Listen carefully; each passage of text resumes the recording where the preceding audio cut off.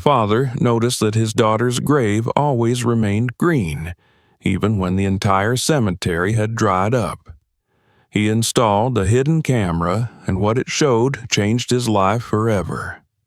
Subscribe and write where you are watching this video from. The cemetery lay on the edge of the town, a stretch of uneven ground where the wind always seemed to carry a faint whisper of sorrow. Its iron gates creaked when pushed, and the stone path beyond them was cracked and scattered with dry leaves that never seemed to blow away completely. James walked this path often, almost every week for the past 2 years, and though every visit brought the same heavy ache, he could not stop himself from coming. This was the only place where he felt any closeness to his daughter, the only place where silence carried her name. James was a man in his mid-40s, broad-shouldered once, now bent under the invisible weight of grief. His dark skin was weathered by years of labor at the auto shop where he had worked most of his adult life, and his hands bore scars from engines and sharp tools, reminders of the life he lived before everything changed. He had been a widower for almost a decade, his wife gone long before their daughter Amai, and so his girl had been his whole world. He had poured into her all the love and strength he could muster, and she had become the reason he woke each morning. Losing her in the sudden brutality of an accident was a wound that refused to heal, no matter how many times he stood at her grave with flowers in his hands. He remembered that day with cruel clarity, as if time wanted him to relive it endlessly. Amai had been only 17, bright-eyed and full of unspoken plans.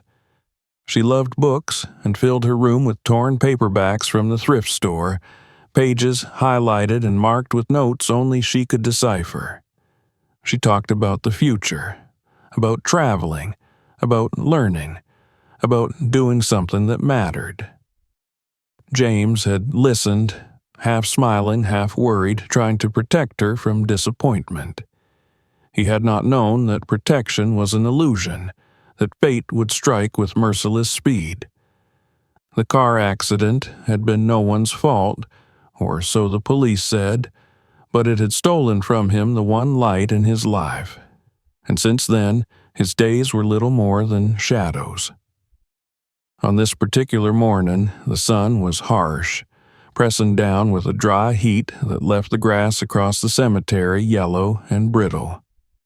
James moved slowly, carrying a bunch of fresh flowers that he had bought on his way, their colors too vibrant for the grayness of his heart. He reached the familiar grave, marked by a simple headstone engraved with his daughter's name. He bent down, placed the flowers carefully, and stood there, staring, lost in the silence that seemed to thicken around him. And then, as always, his eyes wandered to the ground.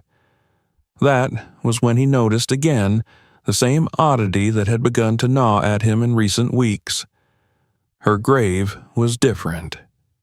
Around her headstone, the grass was not dry or dead like the rest of the cemetery. It was green, full, alive, a small patch of life in a landscape of decay. Even in the harsh summer heat, it seemed to thrive, as though untouched by the same drought that had browned every other plot nearby. The blades of grass shone faintly under the sun, soft and lush beneath his fingers when he reached down. Flowers he had placed weeks ago were still standing, not fresh, but not withered either, as if some invisible hand had been caring for them. The contrast was too sharp, too strange to ignore. At first, James had dismissed it. He told himself it was coincidence. Perhaps the soil there held more moisture, or maybe the angle of the sun favored that patch. But as days turned into weeks and the drought worsened, the difference only grew more striking. The entire cemetery seemed abandoned, its other graves bare and brown. Yet this one place, his daughter's resting place, remained alive. It was as if the earth itself refused to let her be forgotten. And while part of him wanted to believe this was a blessing, some miracle, another part of him was unsettled. Grief makes the mind restless, and the more he thought about it, the more questions he had. He tried to find explanations. Once, after leaving Flowers, he had sought out one of the groundskeepers, a man with weathered skin and a straw hat, pushing a rusted wheelbarrow along the path. James asked if anyone had been tending to the grave. The worker frowned, shook his head, and said no. They cut the grass every month, but never treated individual plots with any special care. James pressed the question, but the man only repeated himself, puzzled at James's persistence. Later, another worker told him much the same. The grave seemed healthy on its own. No different care had been given. If anything, they were surprised too, though not enough to think much about it. Cemeteries, they said, had their quirks. But James could not leave it at that. The thought burrowed into him, needling at his sorrow. He began to notice the grave not with the detached observation of before, but with a kind of wary fascination. Each time he came, he studied the soil, touched the grass, traced the edges where the green ended and the brown began.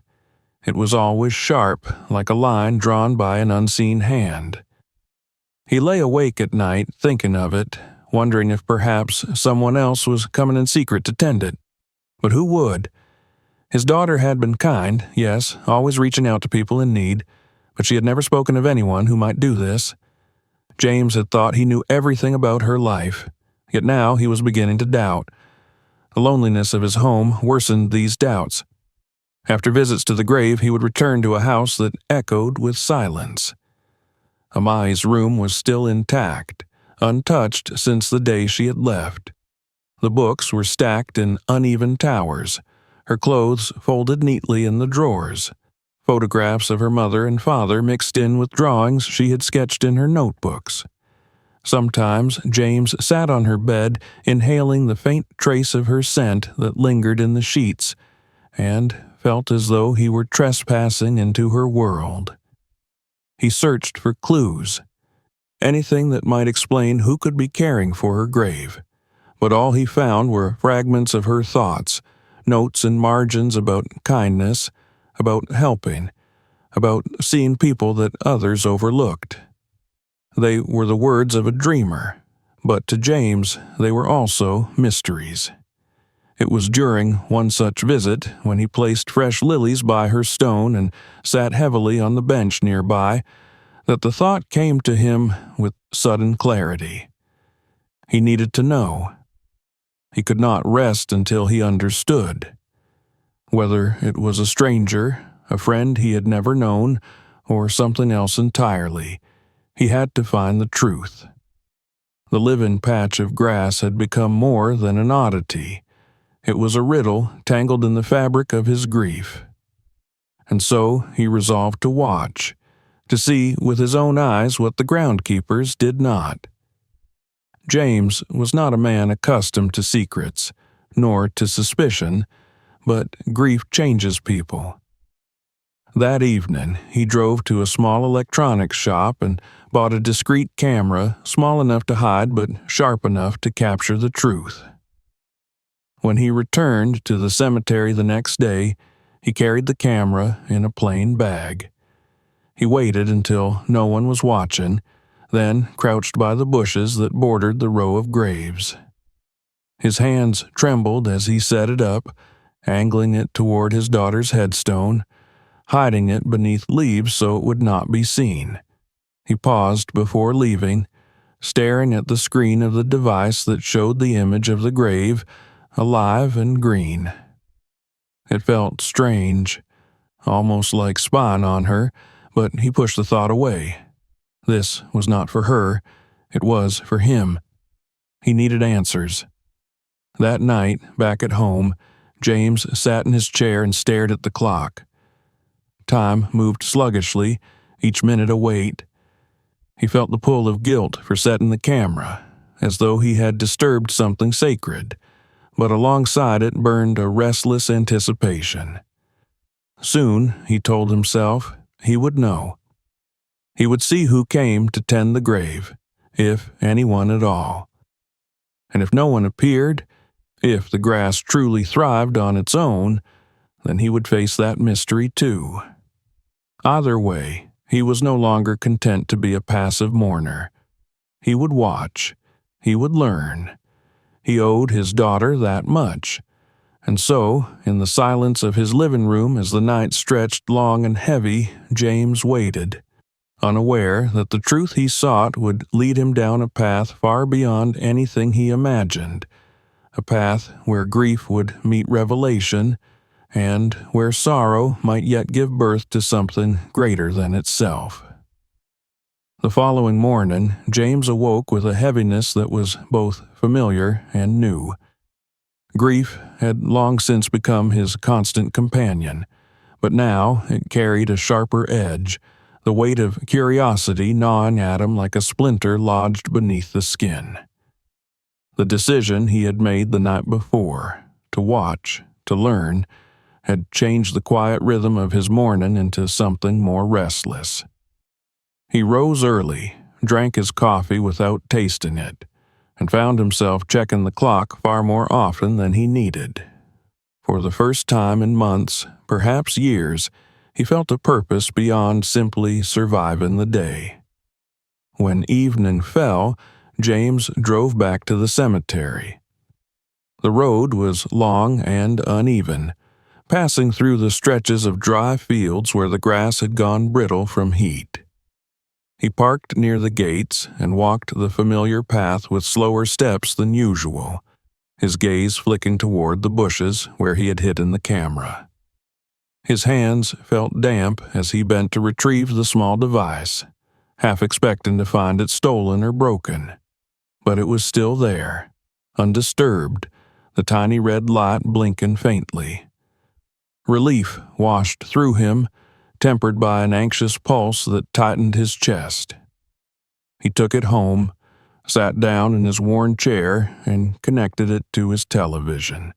The screen came alive with images of the cemetery, gray in the fading light, still and silent as a painting. For hours, the footage showed nothing but empty paths, the distant sway of tree branches, and the flicker of insects in the dark. James fast-forwarded, stopping only when some shadow shifted, but it was always the same. Nothing unusual, no visitors, no secret caretaker bending down at the grave. At first, disappointment weighed him down. Perhaps he'd imagined too much. Perhaps the grass truly was different, nourished by soil or chance, and he was a fool for thinking otherwise. But grief does not let go so easily. He reminded himself that it was only one night. He would wait.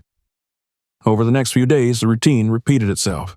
Each morning he collected the device, each evening he sat watching hours of stillness. The graveyard, it seemed, had nothing to hide, and yet James could not shake the unease. The more uneventful the recordings, the more it felt as though the answer was just out of reach. The patch of living grass still burned in his mind, a bright wound of color against the monotony of brown earth. If no one was tending it, then the world itself was conspiring to keep secrets from him. One afternoon, restless and frustrated, he returned to the cemetery without the camera. The sun blazed overhead, the air dry and heavy. James walked among the graves, passing markers cracked with age, flowers reduced to dust, and patches of weeds that crept over forgotten names. When he reached his daughter's resting place, the contrast struck him anew. Her grave seemed to defy the land around it.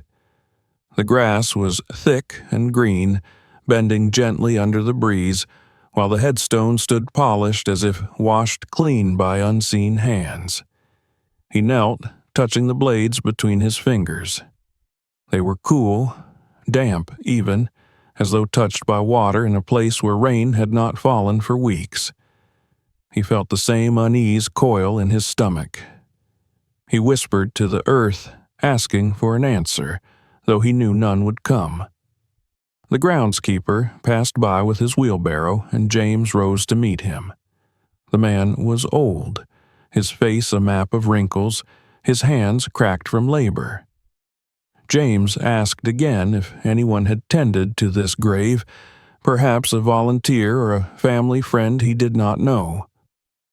The worker shook his head slowly, his expression puzzled but weary. No, he said, they did not have the resources to care for individual graves.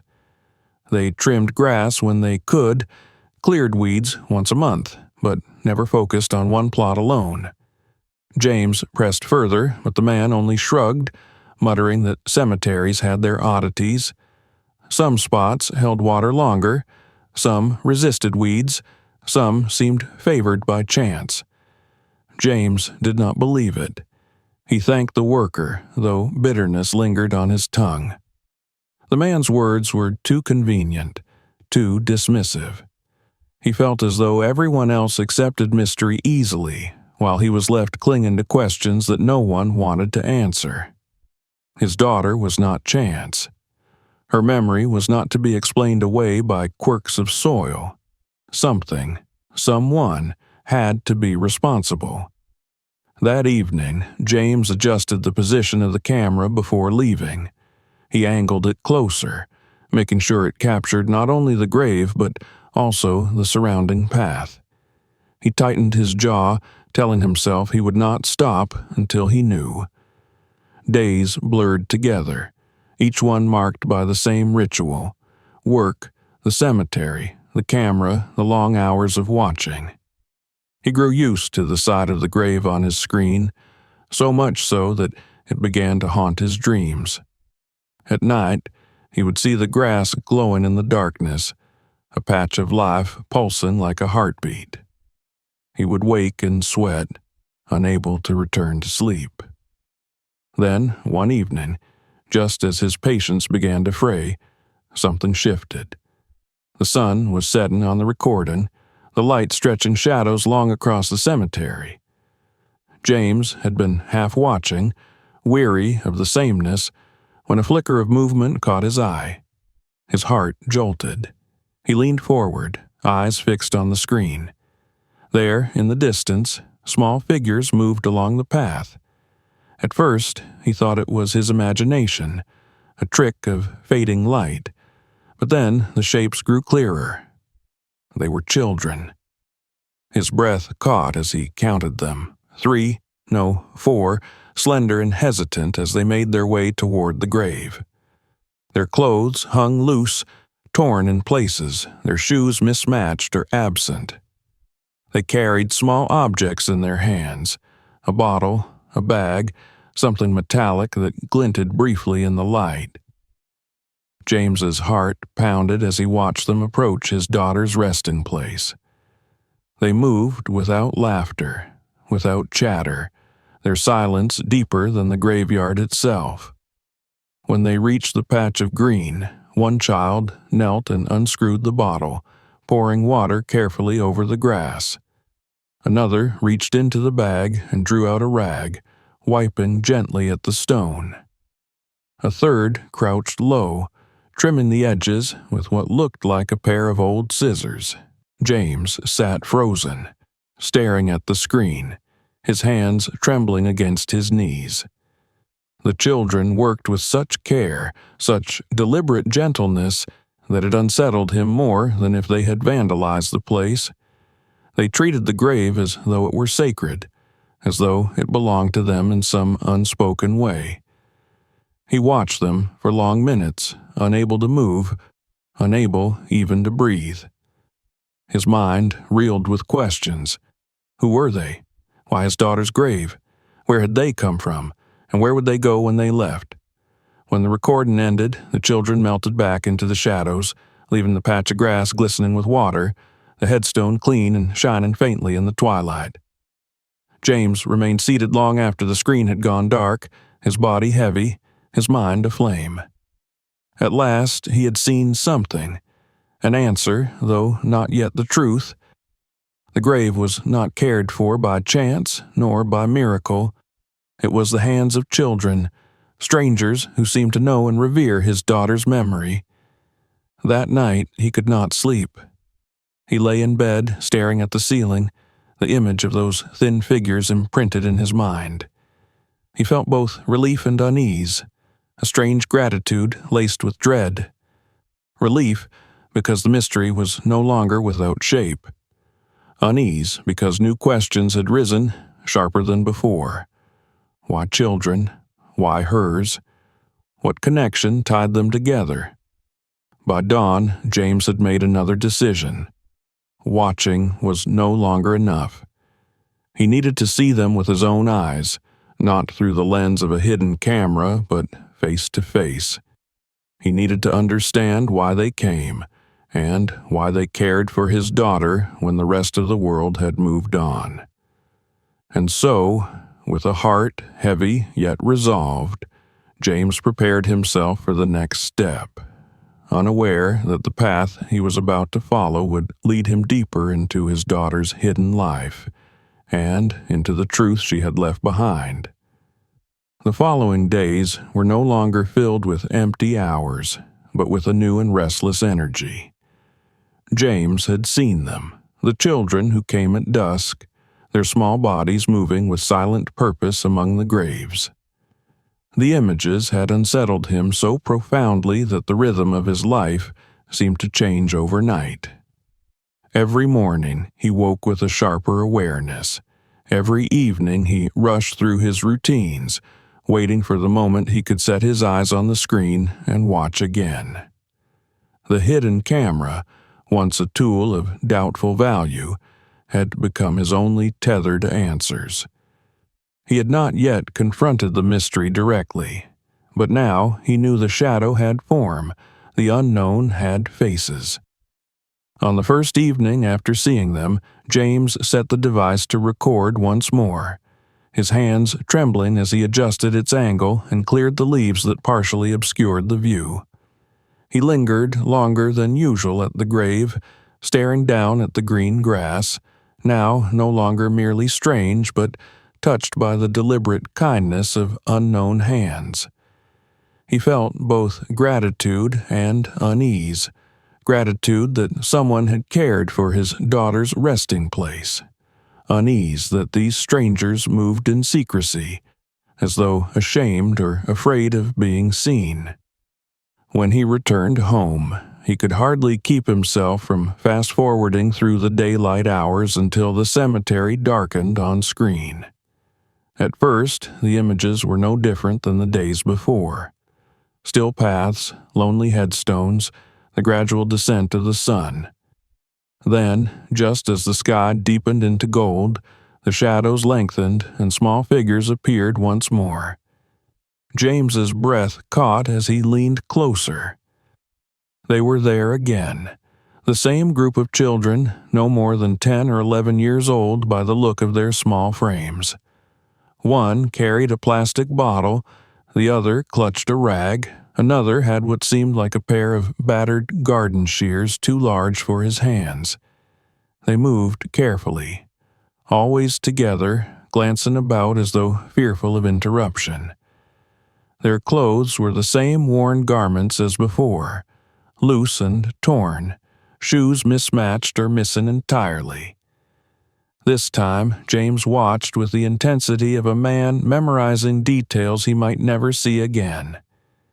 He studied the way one girl bent low to pour water into the soil, her small hand steady as she emptied the bottle drop by drop as though it were precious. He noted the boy crouched near the stone, scrubbing its surface until the lettering gleamed faintly in the dim light. Another child knelt in the grass, trimming the edges, gathering dead leaves into a pile as though restoring order. The solemnity of their movements struck James deeply. These were not children playing or idly passing time. This was ritual. This was devotion. They stayed until the sun was gone, the grave now glistening as though reborn. When they finally left, slipping away into the growing darkness, James sat staring at the screen long after their figures had disappeared. His chest ached with confusion. What bound these children to his daughter's grave? What compelled them to return night after night, pouring into the earth what little they had?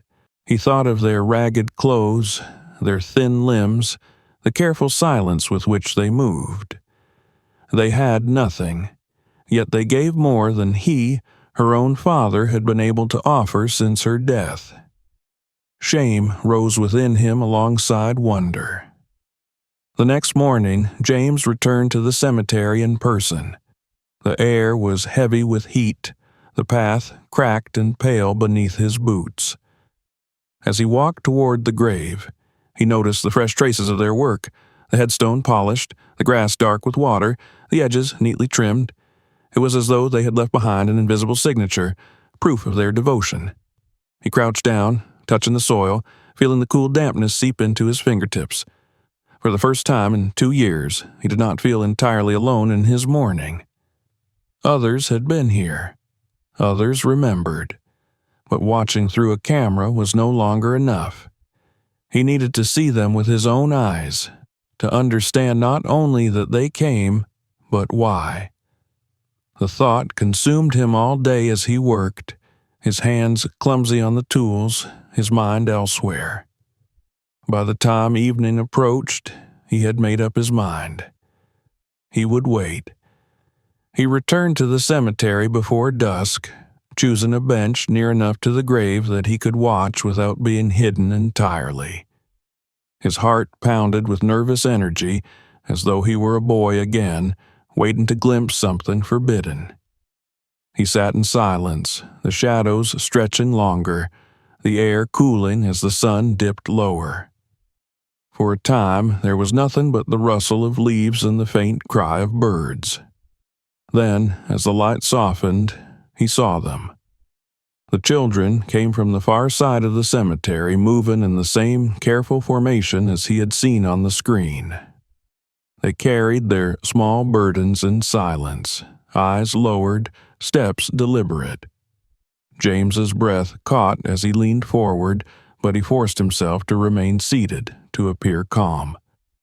The children reached the grave, and for a moment they froze, their gazes darting to the man on the bench. Fear flickered across their faces, a tension so palpable it seemed to thicken the air. James raised his hand slightly in what he hoped was a gesture of peace, but they did not move closer. They hovered at the edge of the green patch, uncertain, their eyes wide and wary. He sat very still, his body aching to rise and approach them, yet knowing sudden movements would scatter them like startled birds. He wanted desperately to speak, to ask who they were, why they came, but his voice felt trapped in his throat. Instead, he simply offered a faint smile, as gentle as he could manage. The standoff stretched, the silence broken only by the distant hum of insects. Then, slowly, one of the children, a girl no older than 10, took a hesitant step forward. Her dark eyes met his, filled with a mixture of fear and defiance. She clutched the neck of the plastic bottle in her hand, as though it were both shield and offering. James's heart twisted.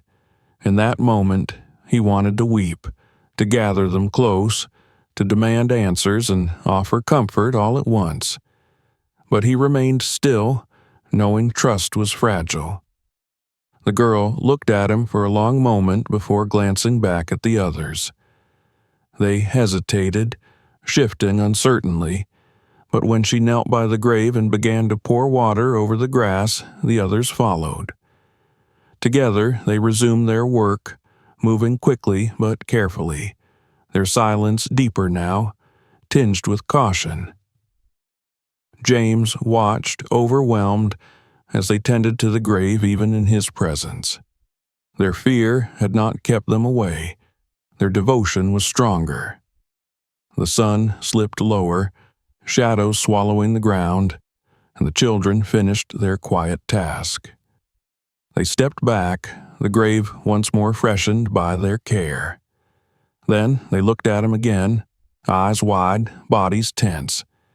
James nodded slowly, his smile trembling but sincere. Without a word, the children turned and slipped away into the gathering night, their figures fading between the stones. James sat long after they were gone, his heart pounding, his mind racing with unspoken questions.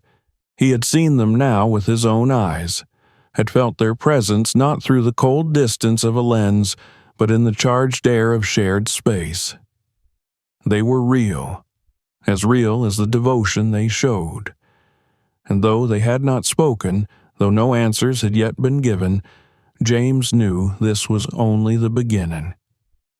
That night, he returned home unable to rest. He paced the living room, replaying the images over and over in his mind. The girl's defiant gaze, the careful movements of her hands, the quiet reverence with which they treated the grave. Who were they? How had they known Amai? And why had she never spoken of them to him?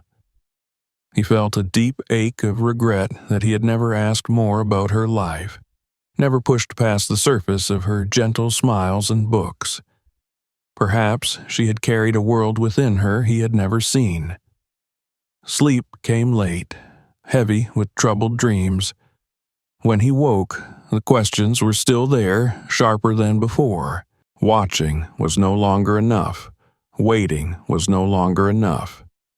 He needed to know the truth, and he knew now that the children carried it. The time for silence had ended. He would seek them again, and this time he would not let them slip away without understanding who they were and what bound them to the memory of his daughter. The night had left James restless, and when the morning finally came, he felt the weight of sleepless hours pressing on his body. Yet beneath the fatigue was a sharper current, a restless determination that pulled him from his bed before the sun had fully risen. The vision of the children haunted him still, their fragile forms moving with reverent care around the grave, their eyes wide with fear when they noticed him on the bench.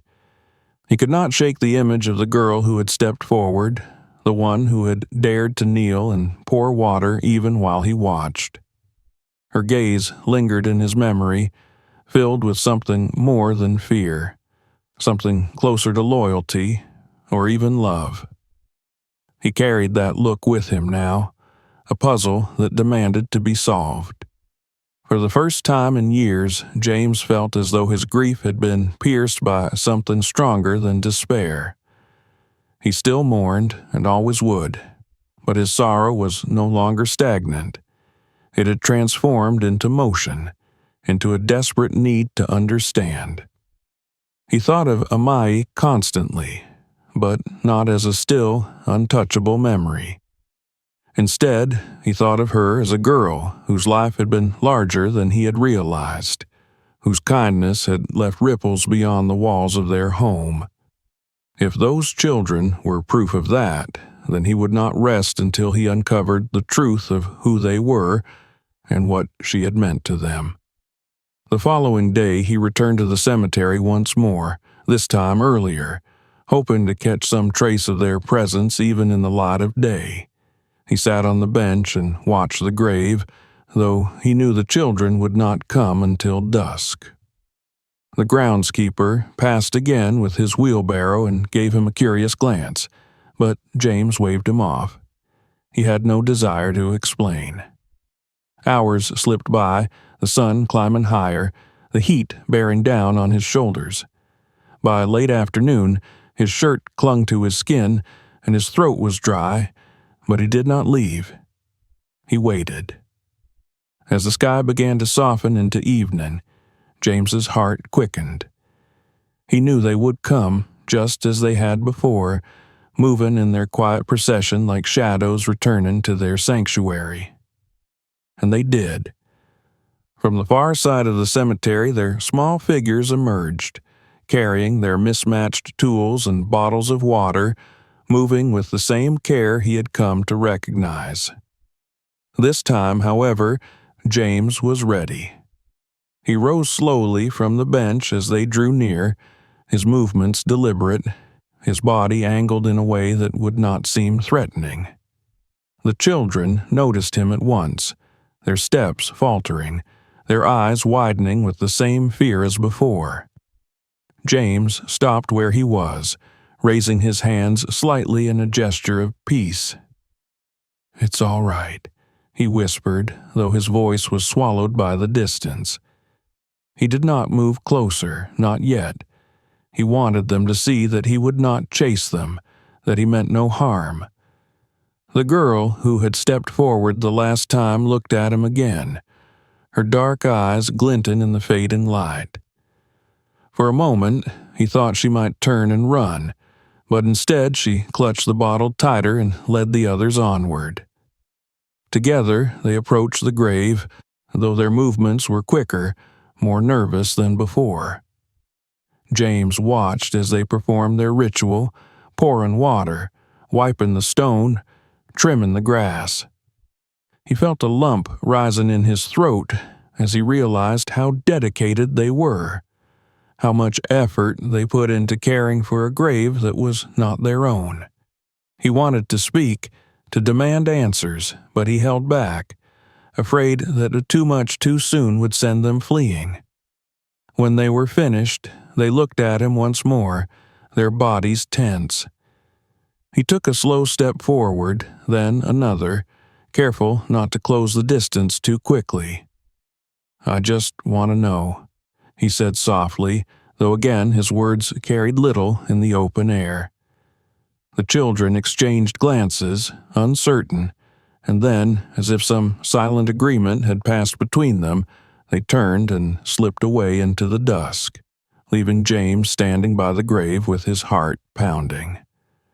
That night, he returned home feeling both closer to the truth and further away than ever.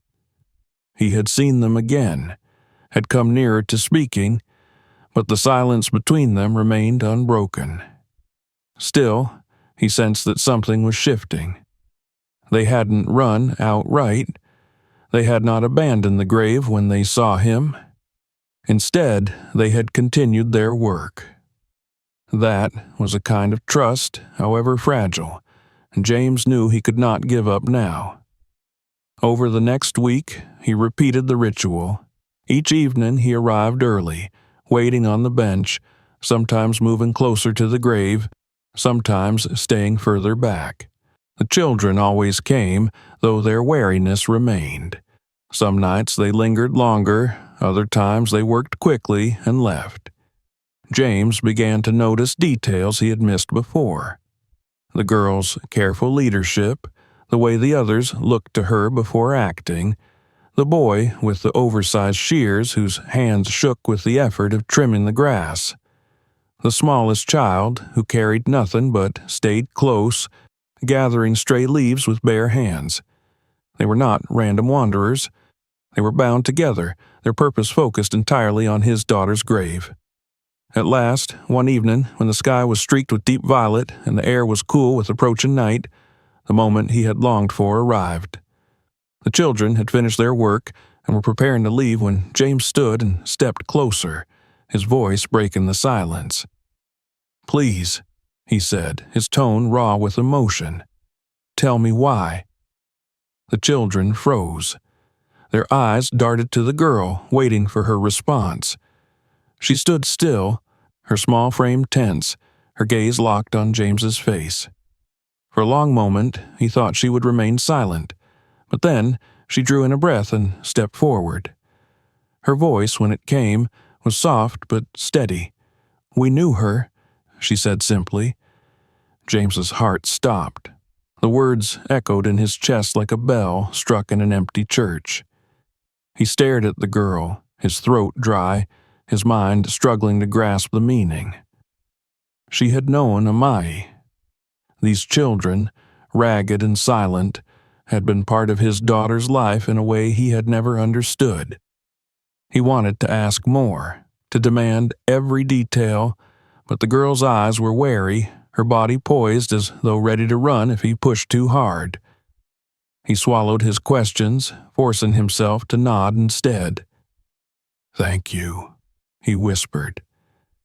The girl lingered a moment longer, then turned back to the others. Together, they slipped into the night once more, leaving James standing alone with the truth ringing in his ears. His daughter had known them.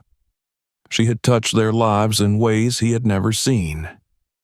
The mystery of the grave was not about chance or soil or miracles. It was about her, about the bonds she had formed in the quiet corners of her life that she had never shared with him. James remained by the grave long after they had gone, the stars appearing overhead, the air cool against his skin. For the first time since her death, he felt not only sorrow but wonder. His daughter had left behind more than memory. She had left behind lives shaped by her kindness. And now, standing at the edge of revelation, James knew that his search for answers had only just begun. The night after the girl spoke lingered in James's mind like an echo that would not fade. He had replayed those two words endlessly. We knew her, until they had carved themselves into the walls of his thoughts. They had been spoken so simply, without hesitation, as though the truth was obvious and needed no explanation. Yet, for James, those words opened a door into an unfamiliar world, a world his daughter had carried with her but never shared. The revelation was both a comfort and a wound. Comfort, because it meant Amai had not lived her last years in solitude, but with connections deeper than he had imagined. A wound, because he had been left outside that world, ignorant of what she had done, blind to the quiet acts that had touched these children so profoundly. The following day passed in a haze. At the auto shop, where he still worked, his hands were clumsy, tools slipped from his grasp, and he found himself staring blankly at engines without remembering what he was supposed to fix. His co-workers noticed, but they did not ask. Everyone in town knew James's grief, and most assumed he carried the same burden day after day. None of them could have guessed that his sorrow had been pierced by mystery, that the question of who these children were and what bond they had shared with his daughter now consumed him. When evening fell, James returned to the cemetery with the same determination as before. He sat on the bench and waited, his pulse quickening as the sky shifted from gold to violet. The silence stretched long until finally the familiar small figures emerged from the distance. He rose slowly, careful not to frighten them, and stepped forward with measured calm.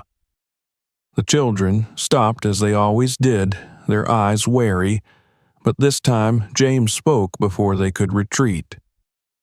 "I don't want to scare you," he said softly, his voice trembling with sincerity.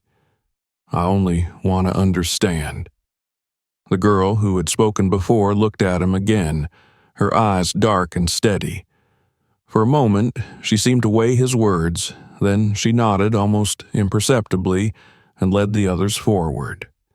Together, they approached the grave and began their quiet work. James did not move closer, but his presence seemed less of an intrusion now. The children poured water, wiped the stone, trimmed the grass, all in silence.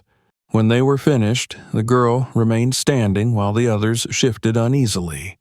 She looked back at James, and though her voice was quiet, it carried with it the weight of truth. "She helped us," she said. The words pierced him. He felt his knees weaken and nearly sat on the ground from the force of them. "Helped you," he repeated as though testing their meaning. The girl nodded. "She brought us food, clothes, sometimes books. She taught us to read." James stared, his heart a storm of grief and wonder. His daughter, his Amai, had done all this, and he had never known. She had moved through the city with secret purpose, carrying kindness like a torch in the dark, given to those who had nothing. And she had never spoken of it, never once told him the extent of her compassion.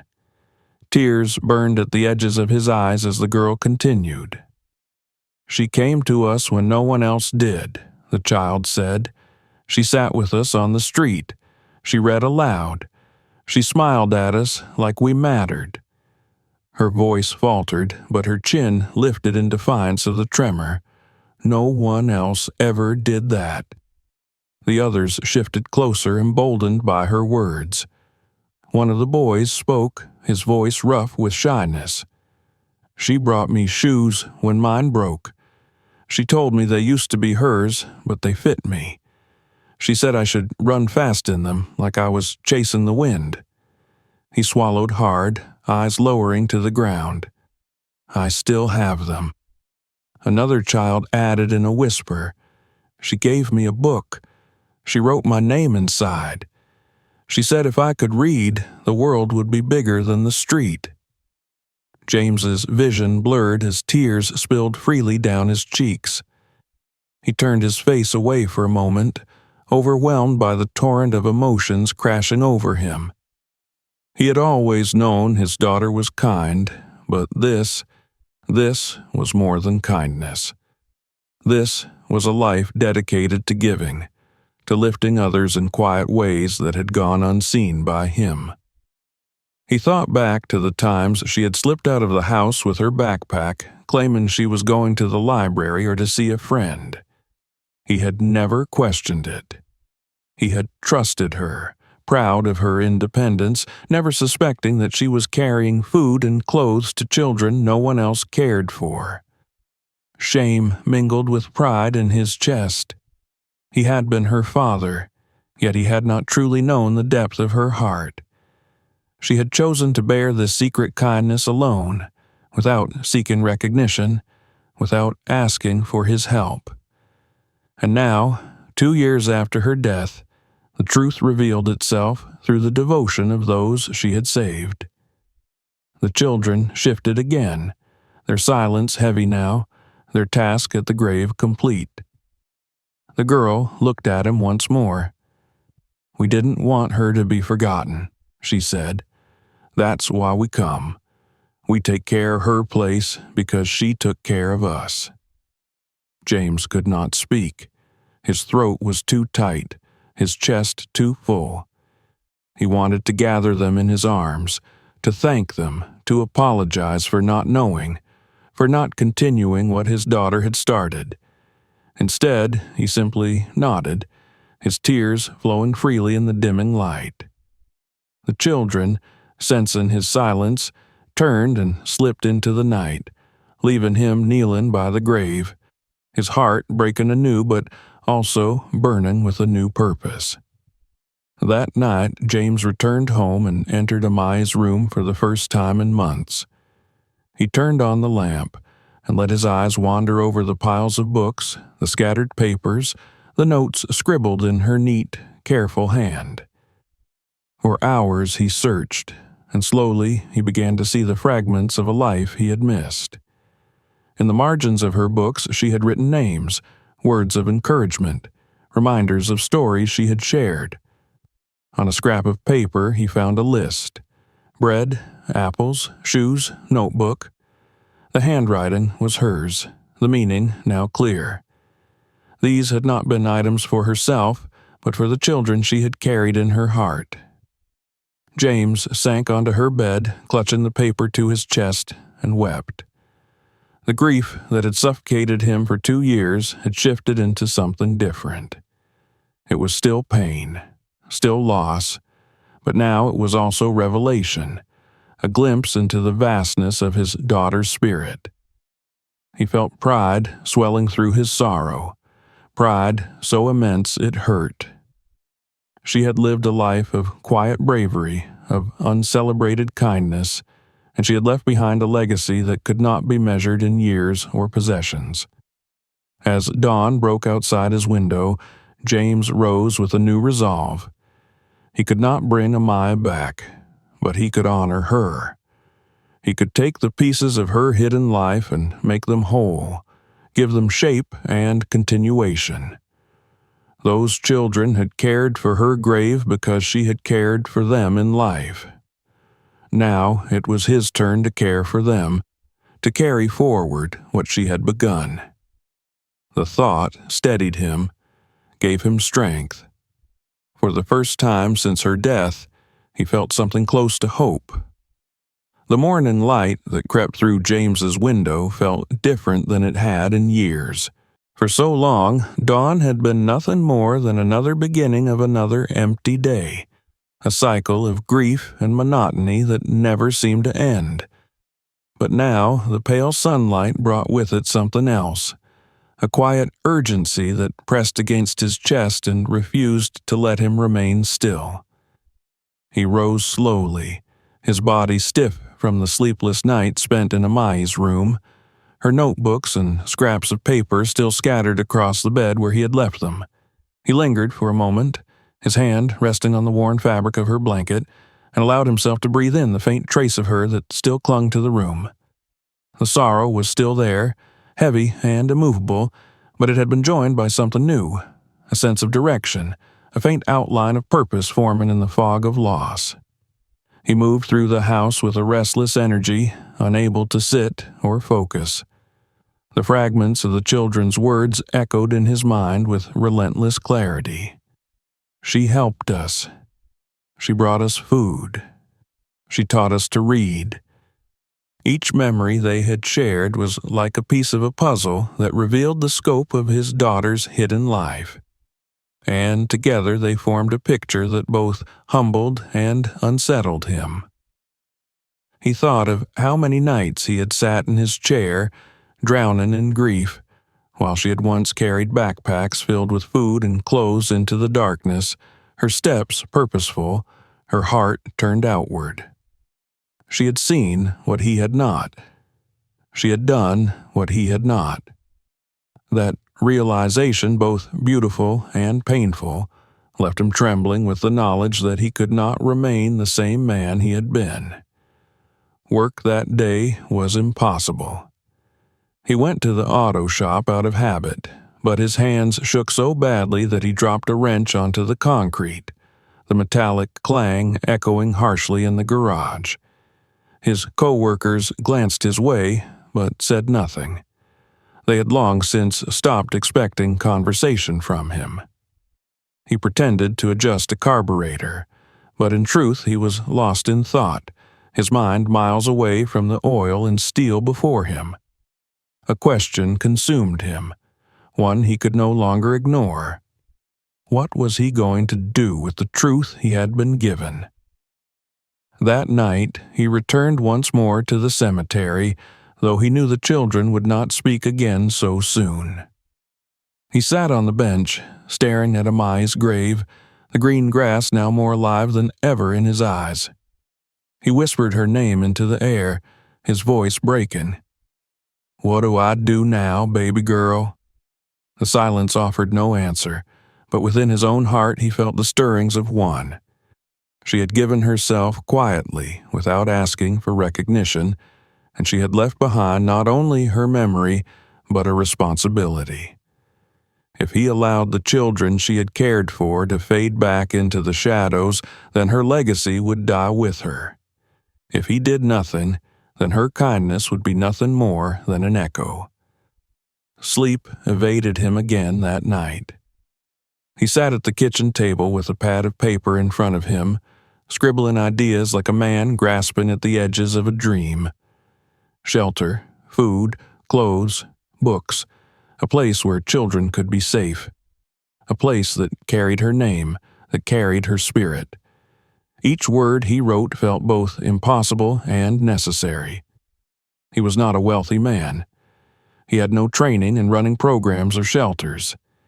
He was just a mechanic who had lost everything, but he also knew that to do nothing was worse. He could not go on living in silence while his daughter's memory called out for more. In the following days, James began to act, though each step felt small and uncertain. He sold some of his possessions, items that had once seemed to matter, but now only filled the space of an empty house.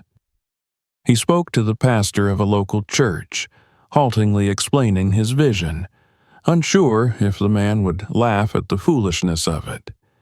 Instead, the pastor listened quietly and told him there were grants, organizations, people who wanted to help but did not know where to start.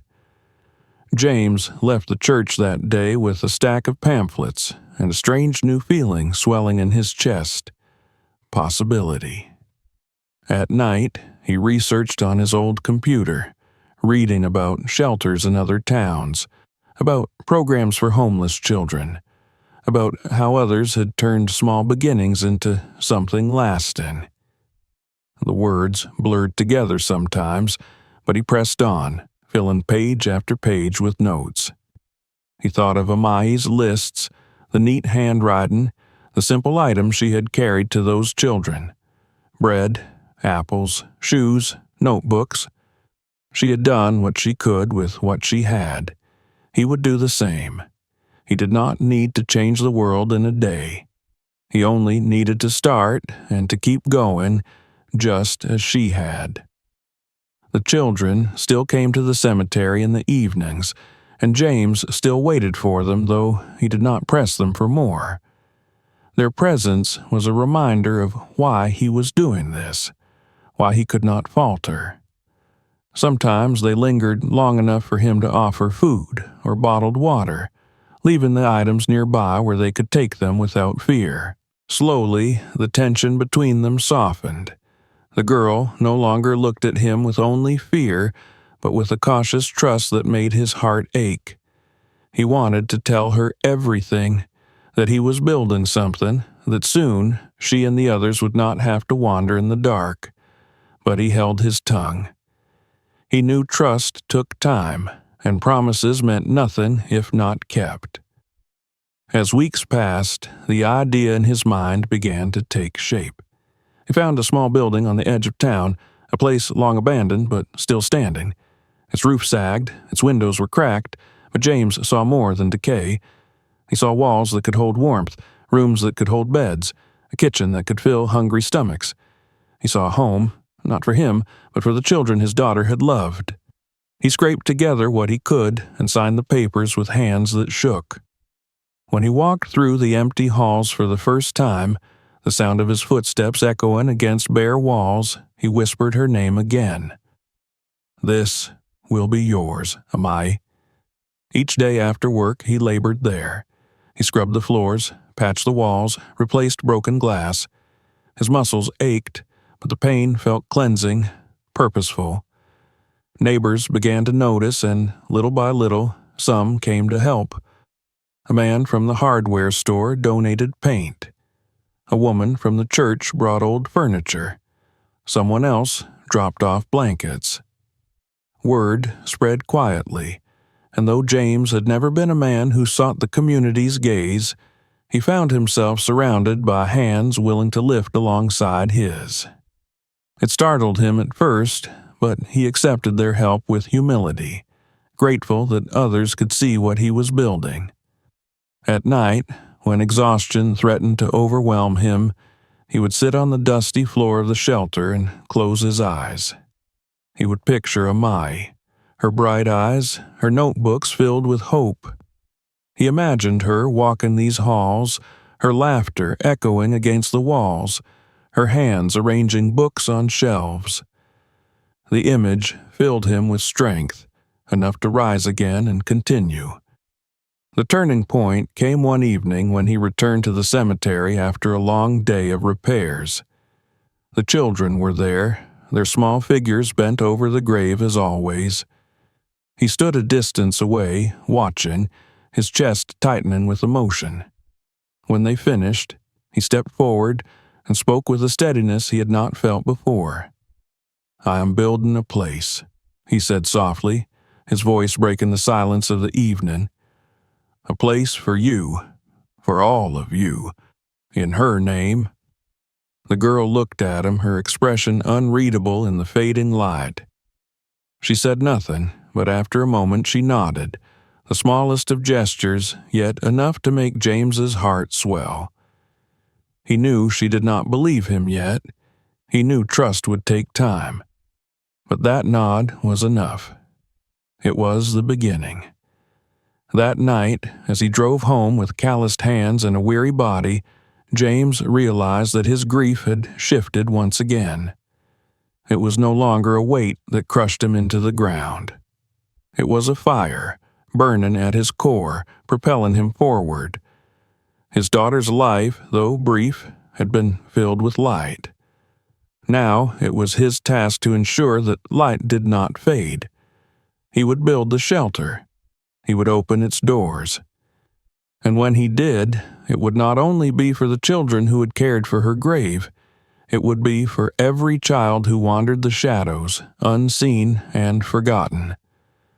The decision was made, final and unshakable. His pain had found its purpose. The weeks that followed blurred together in a haze of work and exhaustion, but for James it was the kind of exhaustion that carried with it a sense of worth. Each evening he returned to the small building he had claimed, its walls scarred and its roof sagging, and poured himself into the endless labor of turning it into something livable. The neighbors who had first looked at him with curiosity began to see the shape of his purpose, and, little by little, hands joined his own. The smell of paint clung to the air. The sound of hammering echoed through the halls, and with every repaired window and every patched crack, the place began to transform. What had once been abandoned and forgotten slowly became a shelter, a promise rising from ruin. James named it after his daughter, though he said the name aloud only when he was alone, walking the bare corridors at night after the volunteers had left. "The house of Amai," he whispered, letting the sound fill the emptiness. It was not just a name, but a vow. Everything he did, every board he nailed, every brush stroke of paint, every meal planned in the small kitchen at the back of the building, he did it for her. He had lived in sorrow for so long that he had forgotten what it felt like to build towards something, to create rather than simply endure. Now, his grief had become the mortar between the bricks, his love the foundation that held the walls steady. When the place was ready enough to open its doors, James felt a fear unlike any he had known before.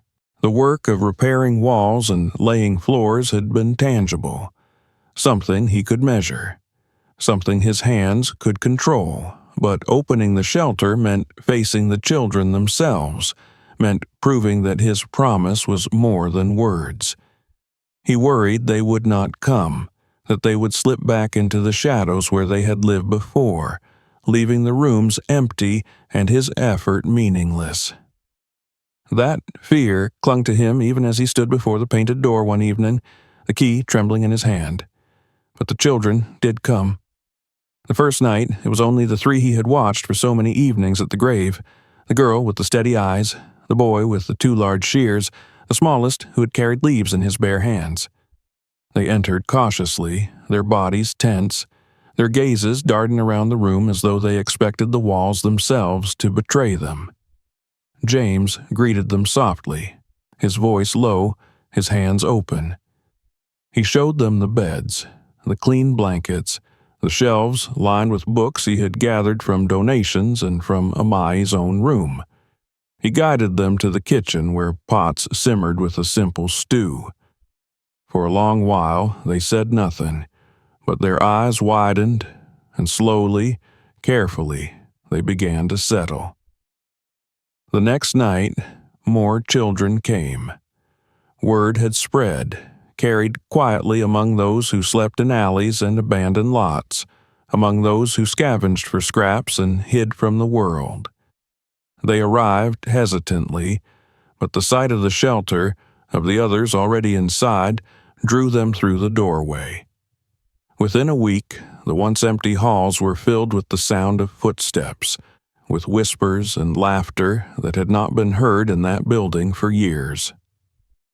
James moved among them, cooking, repairing, listening. He learned their names, their stories, their fears. He offered them not only food and warmth, but the one thing they had been denied for so long: safety. The children who had once cared for his daughter's grave became the heart of the shelter. The girl, whose name he learned was Lila, took naturally to guiding the others, her quiet authority extending beyond her small frame. The boy, with the shears, Marcus, proved himself diligent, always eager to help repair or clean. The youngest, Jonah, clung to James often, his small hand finding James's calloused one as though seeking an anchor. Watching them grow into the space, watching the life return to their faces, James felt closer to Amai than he ever had since her passing. He began to read to them in the evenings, opening books from the shelves and letting the stories fill the room.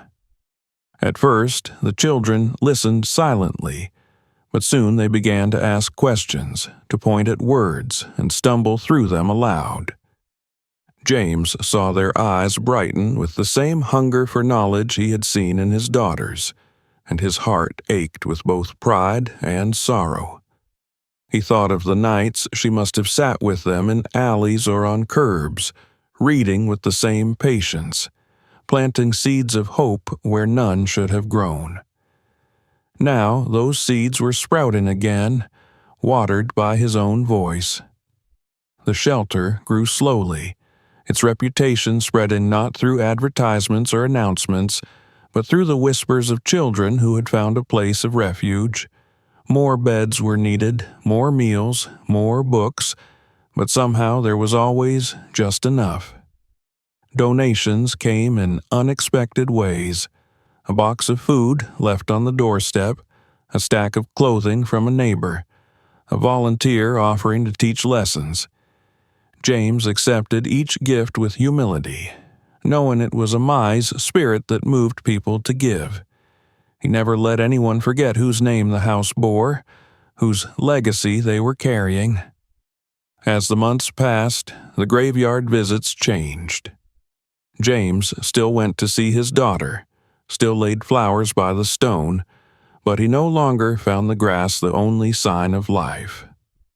Now he could speak to her of the children she had loved, tell her how they were thriving, how they slept in beds and ate warm meals and learned to read under her name. He would sit on the bench, his voice low but steady, and whisper, "They're safe now, Amai. You gave them hope, and I'm keeping it alive." The tears still came, but they no longer fell into emptiness. They fell into purpose. One evening, after a long day at the shelter, James walked back to the cemetery under a sky streaked with stars. He carried no flowers this time, only his weariness and his gratitude. When he reached the grave, he found the grass still green, the stone still shining faintly in the moonlight. He stood there for a long moment, then sank to his knees, his hands pressed into the cool earth.